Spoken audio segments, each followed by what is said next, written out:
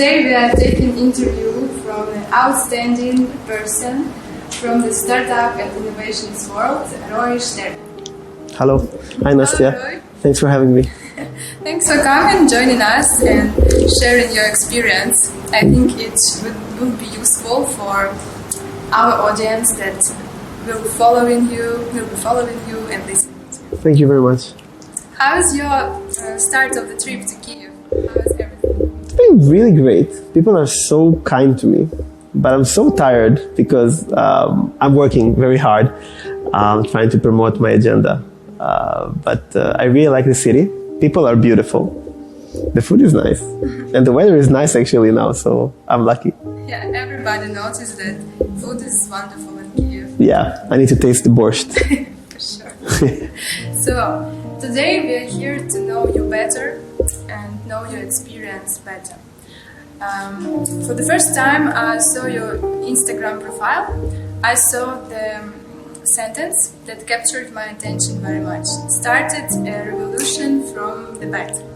Can you explain why you identify yourself with this sentence? Thank you. So first I heard this sentence, or a variation of it, was in a song by Oasis in the 90s, a song called Don't Look Back in Anger. There's a line saying, I'm going to start a revolution from my bed. And when I was ill, I spent almost a decade of my life very, very sick. And I spent several years in bed. And I believe that I started a own revolution for my own life from bed. And I want to start a revolution for other patients and to revolutionize healthcare. And basically I started it from my bed because I couldn't walk. I was just laying in bed. So it just kept, and it was the title of my main talk that I do. Yeah. Wow, that's interesting. Can you touch the subject of your illness? What was this about? Sure. So a few years back, like more than a decade back, I was supposed to start medical school. And I was just recently discharged from the Israeli military. We have to do mandatory service. And I was kind of, always wanted to be a doctor. So I knew that when I can, I'll just enroll into med school. But I had an unfortunate event happening to me in the army. And I started to feel really bad. And I got discharged from the army. And then I thought everything will be okay. I didn't feel so well, but I didn't know it's something that serious. And doctor didn't find anything. So I just kept on going. We enrolled into medical school in Italy. And around 2 weeks before I went to medical school, while I was in a Red Cross ambulance shift. I was a volunteer in the Israeli Red Cross. I just collapsed, and my life completely changed ever since this moment. Yeah. How it's changed? Basically, I couldn't walk anymore. I collapsed. I went to a hospital, spent a week. I didn't know exactly what's happening. I came back home, and my situation started to deteriorate. I had severe muscle pain and weakness, and I couldn't actually function. And after around 3 months, I couldn't walk anymore. And then after 2 more months, I couldn't talk more than a few sentences because I was just choking. I was out of breath.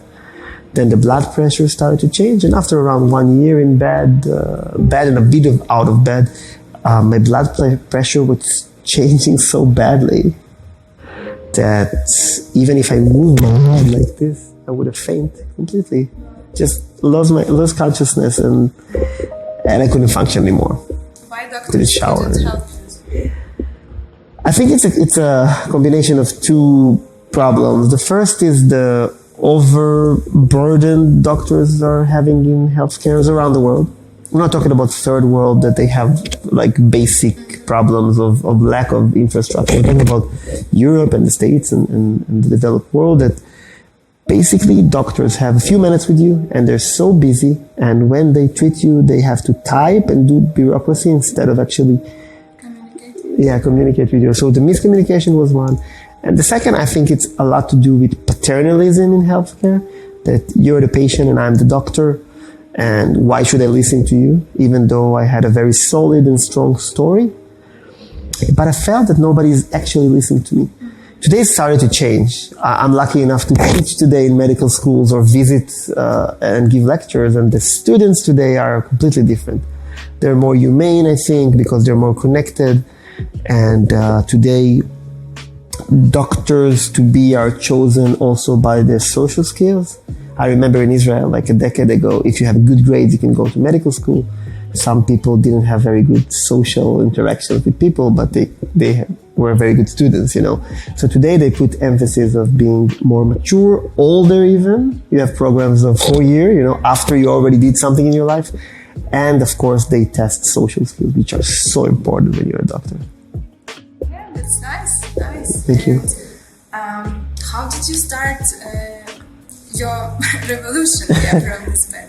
So this small revolution that I hope to become bigger, basically started, first of all, that I decided that I can't wait anymore. Basically, the famous story I'm always telling is about the doctor number 33 that I've seen alongside my parents, and we waited for 6 months to see this doctor. We had so many hopes, so much anticipation just to see this guy. And we had to pay a lot of money because it was outside of the regular public health care. And he basically took 2 minutes to read my chart and told my parents basically, listen, your child is basically gone. Like, there's nothing we can do for him. He's going to spend his life in bed and maybe in a wheelchair. And he's basically never going to marry a woman, never going to go to university, and never going to work a day in his life. Sounds very desperate. Yeah, it's the last thing a doctor should do. Even if you have a bad prognosis, I think there is a way to communicate. This doctor didn't even look at me. He was just looking at my father. He was standing above us in a power pose. It was kind of a very humiliating moment for me. And I went back home and I decided that I have only 2 choices in life. It's either I'm healing myself or killing myself. No middle. And eventually, after a very tough night of darkness, and I'm not wishing anybody to go through a night like this, I decided to choose life. And I decided to start studying medicine from my bed.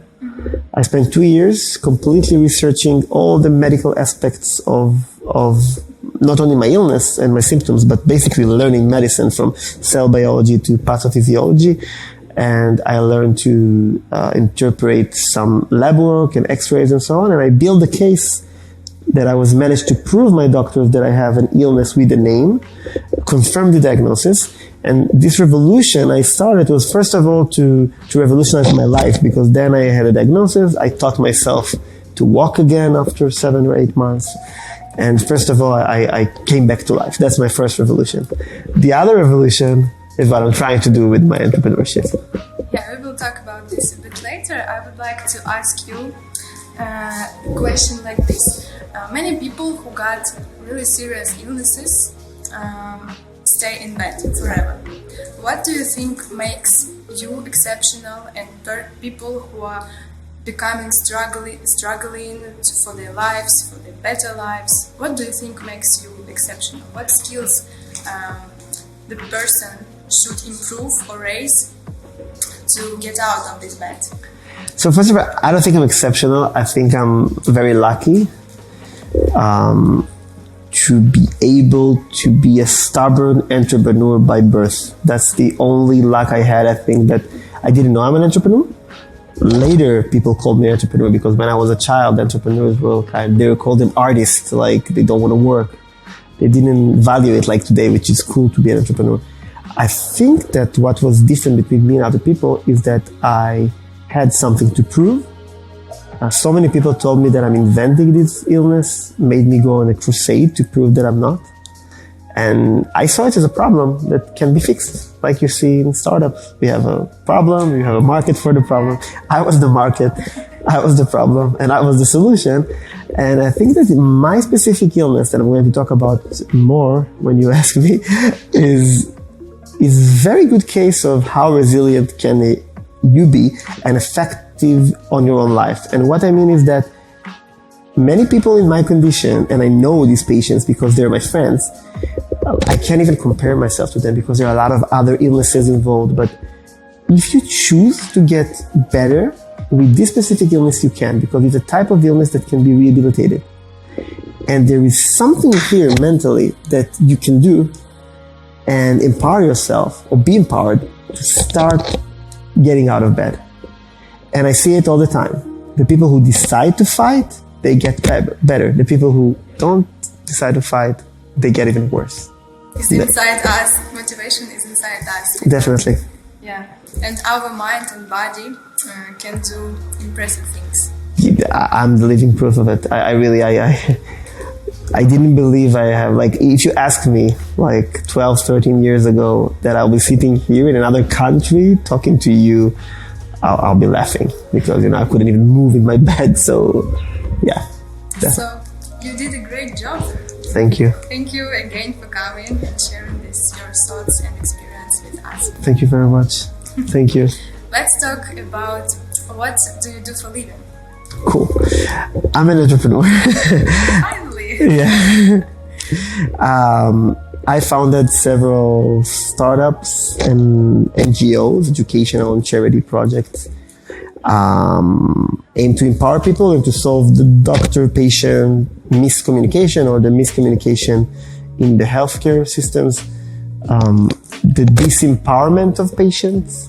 We have basically the most unused resource in healthcare is the patient. In most places, he's being treated as a sack of symptoms and not as an entire human that can be a part and a partner of healing himself. And what I did is a series of startups and projects aimed to solve problems in healthcare, and succeeded. Several failed, but in the last 3 years or so, I've been engaging in a lot of public speaking. I was very shy about my illness. I even hid it about my illness. It was a secret. I didn't tell people. I used to tell people that I've been abroad or studying somewhere. I was ashamed of my illness. Eventually, some reporter in Israel made a story about me regarding a TEDx event that I organized, and they figured out that I had this illness. So this kind of coming out story kind of empowered me, and I'm calling it a speech therapy, because when my story got out and I had to start talking about it, I got to feel better, and I actually got to empower people. It was amazing. The first time I went to TV, 4 people, as far as I know, because I've been following up, were diagnosed with my illness. They called the TV station, they got my details, I referred them to a doctor, and every time I'm going on newspaper or TV, other people that just lie in bed for years are seeing that they have hope. So I'm trying to raise awareness, and in part of doing so, I established the Israeli Society of Dysautonomia, which is my illness. And we have a community of 300 people, and we promote the awareness in healthcare, in medical schools, with doctors and nurses, and it makes a difference. Is it volunteering? It's completely volunteering. I made my money. I'm not even taking money from my own startup right now because it's in the early stage, my new startup. I'm making a living out of basically public speaking, consulting. I'm a consultant to the Austrian Ludwig Boltzmann Institute. It's a medical research institute funded by the government. And they were the first one in Austria, and maybe in entire Europe, to actually acknowledge that they need a role of a patient in residence. It's like having a chief doctor. It's a chief patient of an organization. We established this role together, and I served there for 6 months, and now I'm being replaced because we wanted to replace this person every 6 months. One can be professor, one can be even uneducated, just a patient, which is being a patient, It doesn't have to be a professional patient, but it has to give different feedback and perspective about patients' life. And I'm so proud about working in this organization. That's why I'm based in Vienna today. And now I'm establishing this new startup that I'm working on. So you're also proud of your future startup already? Yes, because for the first time, it's a complete distillment of everything I wanted to do ever since I got better. It's a startup that pinpoints the problem, which is the miscommunication between doctors and patients, and tackles exactly it. And if my startup was exist when I first came to my doctor, I wasn't laying in bed for 5 years. And I can... It's basically a medical questionnaire that we ask the patient before he comes in the doctors, and he automates and gives a lot of insights to the doctor and basically optimizes clinical workflow. Doctors working with this CRM, like a software that helps them manage the clinic and the patient's records. And it's very, very difficult to use, and it's not really designed for doctors. It's designed like by engineers, not for people. Not because these companies are not good, it's because it's so hard to put all this amazingly large data into a very good UX. So what we do, we created another layer, or this what we call EMR, electronic medical record, and we optimize or automate a lot of the processes doctor is doing. So first of all, he can have more face time with the patient, which is very important. And the touch and the care. And second of all, it can predict some sort of predictions and raise red flags. And because my illness was not very known, specifically in Israel back then, I believe that a system like mine could have raised a red flag, and my diagnosis could have been years before it made. So it can save people lives and years, which is the same. Yeah, this is all about entrepreneurship. You see or face the problem, and you create the great solution for it. Thanks. But it took time until the technology got, we didn't have data science like this, like we have today, an algorithm. Today, I think the market wasn't ready for a product like this a few years back. Now there are, because doctors understand that they can't be silent anymore and just accept those systems that just take time out of them, like typing. Almost half of every visit with the doctor is wasted on typing. And there are some solutions, but the main solution in the United States is to hire people who sit and write for the doctor. So you pay more money and you have more resources and more room for errors and mistakes because you have one more chain. And when you tackle using digital health or health IT tools these specific problems, you empower doctors. I'm not against doctors. I'm trying to make the doctors better doctors to treat the patients better. So I'm helping the patients by helping the doctors. Great. And how many doctors or clinics are already using your solution? So we deployed in a pilot clinic that works with us in the city of Rochester in upstate New York. And we have 9 providers that works with our systems. Providers are doctors, nurse practitioners, and physician assistants. In America, you have senior people. Not only the doctor is seeing patient, you have special nurses and special academics called physician assistant that also do almost the same job as a doctor with some differences. So those providers, 9 of them are using a system, and in a few weeks from now, we will be ready to launch our product to more clinics. And hopefully that in half a year or so, we can come to Europe. We also have plans for this. Everybody knows that entrepreneurs have to take much responsibility while they are working. So what responsibility you would rather give up, and what responsibility you would like to get? So only in my 4th startup, I learned to completely let go, and that the most valuable thing I can do for my company is to find better people to do my job in several areas, because they're experts of products and experts of management and project management and marketing and business development. So I think that administrative completely and task management completely. I'm not the CEO of this company, thank God. I appointed my co-founder. We appointed him to be the CEO. He's much more seasoned, older than me. He sold 2 companies. And I'm basically the evangelist and the chief patient experience officer. I'm representing the patient side in the product, in the processes, in the business development, the partnerships. If you ask me what I would like to do. Yeah. Inspiring people? Yeah, completely.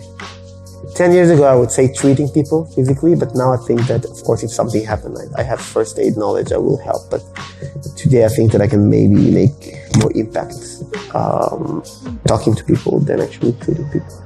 Yeah. You mean you would like to do more promotion of your startups, like communication, partnership, while presenting your startup somewhere, or what? Yeah, definitely that. But in general, I want to speak to more people. Like I always tell people, I will come wherever in the world you want me to come. Like pay my flights, and I'm there. I want to speak to people. I want to empower people. I want to talk to young people. I want to talk to every medical student that I can. I want to speak to patients and nurses. Everybody who come in touch with patients, family members, teachers of patients, whoever wants to listen. And my dream is in 2-3 years to sell this company, not because I want to be rich, but because if I sell this company, it means that it was successful and many doctors used it, and I have enough competition. I made this company to have competition, because if I have competition, more doctors are using this system, more patients are being saved or helped and living better lives and diagnosed faster and so on. And I want to just focus on my charity and to speak to people, empower people, be like. Could you please tell what you consider to be the highlight of your life? Of my life? Of your life. Highlight of your life.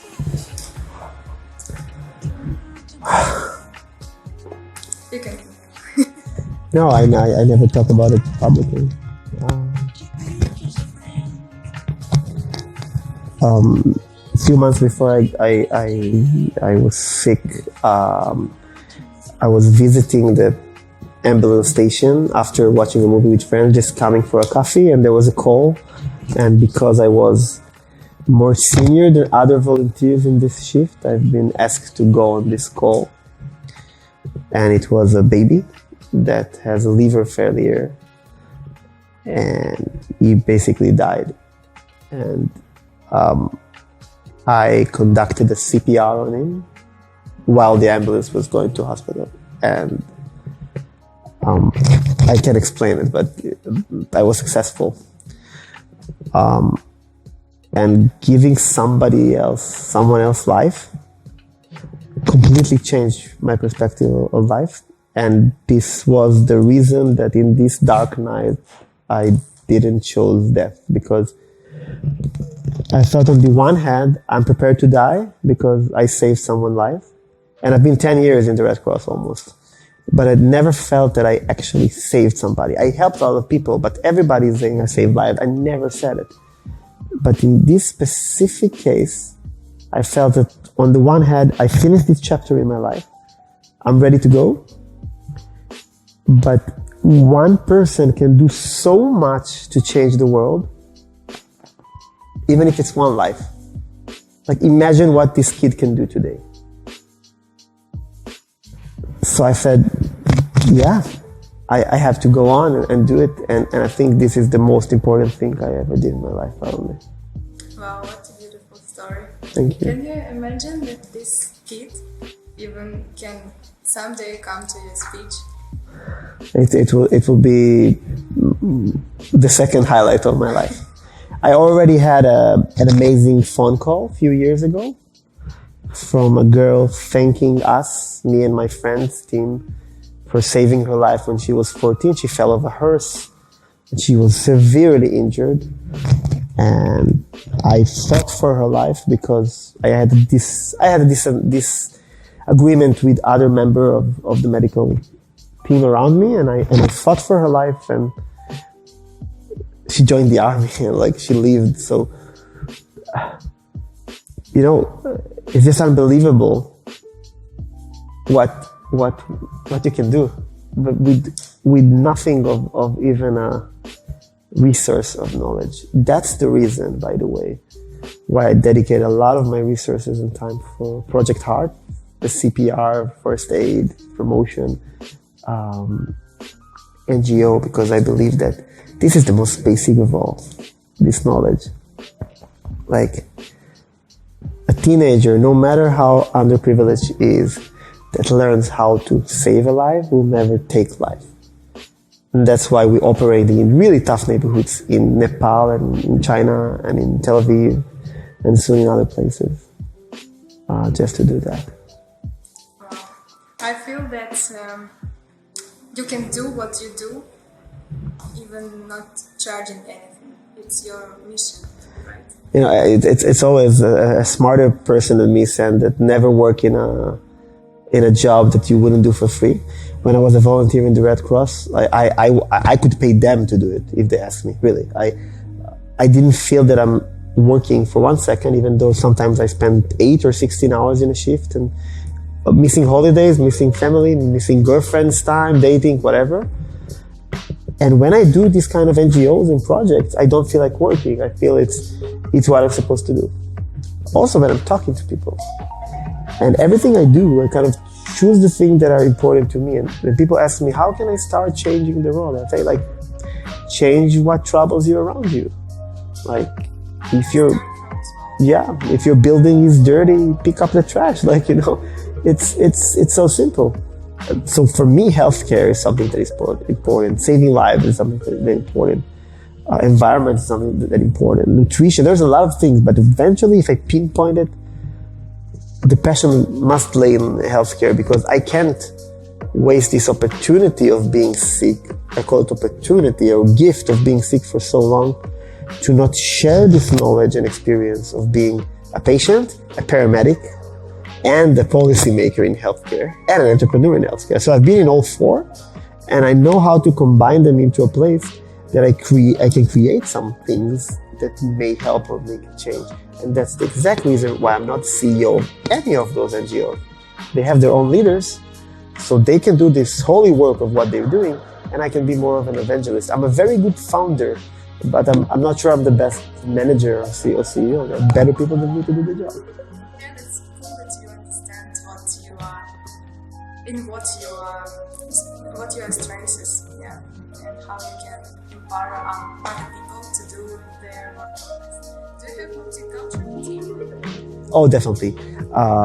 In all the projects. So, like, Project Hearts is based in Tel Aviv and Portugal and Holland, and my startup is in Tel Aviv and New York and Vienna, and I have teams in Nepal in one of the other NGOs, and we work in, like, for me it's the most important thing, really. Like, it's not about a statement of equality and intercultural saying of things. It's about bringing people together, and I always say in Israel that only entrepreneurs can bring peace.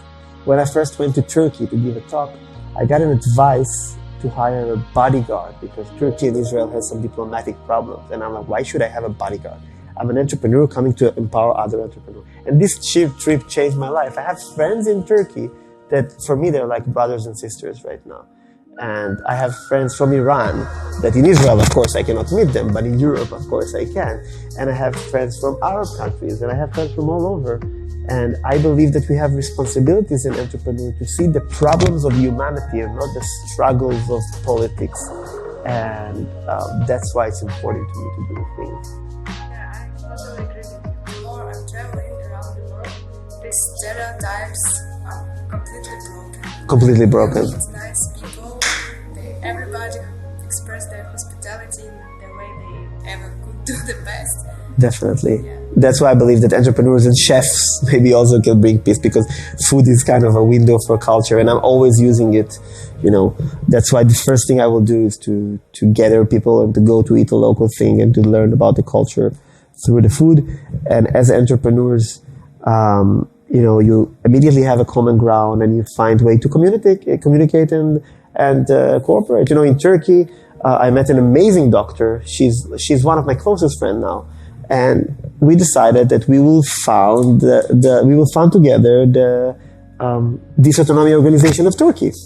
The same in Austria. We are founding in another constellation with another entrepreneur. Everywhere I go, I try to connect to people and do the change that I can. Just, you know, it's such a little change, really, but it's something. You tell a person, listen, I have this and this and this project. Like, one of them will be related to him. Health, you know, first aid, education, some of it will be connected. And you can find help and resources. I was telling this story to a medical student in Portugal, from Porto, and she told me immediately, I'm volunteering. I'm going to open the branch in Porto, and we're going to start teaching high schools first aid immediately. And we started working together just by talking. Isn't it amazing? It's amazing. I totally believe in law of the attraction. It's how fast and easily you can attract people effortlessly. And useful, like, you can create something really, really incredible. Thank you. You are on the right way. I agree with you. What are your next steps after leaving Ukraine? Okay, so I'm here in Ukraine for a few cool things. I'm working with an amazing production company that's taking care of all these beautiful things here with all those crazy cameras around us and lights in place. Yeah, and you. And we will tag them in the post, and whatever comes next related to this. I'm redoing my media kit. It was very important to me, and I have a very good friend here named Alex, and we work together on a TEDx event. I'm one of the founders of the Israeli TEDx community, and we had a TEDx event in Shankar College, which I'm affiliated with in the Innovation Center. And, I'm a visiting professor, teacher there, lecturer, and I can't say that I'm a professor yet, of course not. And I believe in his talent of branding and artistic skills, so I just came here to visit the country, meet entrepreneurs, give a talk to other entrepreneurs, and after that I'm going to have a lot of hard work in the Viennese healthcare system and digital healthcare. I'm flying back to Vienna on Friday to give a talk in front of the leadership of the healthcare systems of Vienna and the startup ecosystem of Vienna regarding the power of patients in healthcare as a missing resource. And I'm going to spend the next few months doing two things: promoting my startup and my other project, but also coming to light and life with my social media, because there is something that always happened to me after I give a public speak of some sort. People come to me and say, like, you changed something in me. This is very inspiring to me. And for me, it was kind of weird at the beginning because, like, I only saved my own life, like it's a own revolution. But then I realized that maybe my voice should be heard. Like, I'm not planning to monetize and, like kind of sell something to people. I just want to be heard. And I think social media is the right place to be right now. It was a few years back, but it was not yet ready in me to do it. So I think I'm going to devote a lot of my time in opening my social channels. I'm wishing you all the best, and I'm wishing you the brightest audience and the widest audience. Thank you very much. To reach your great thoughts and your vision. Thank you very much. Likewise, by the way, with your social media.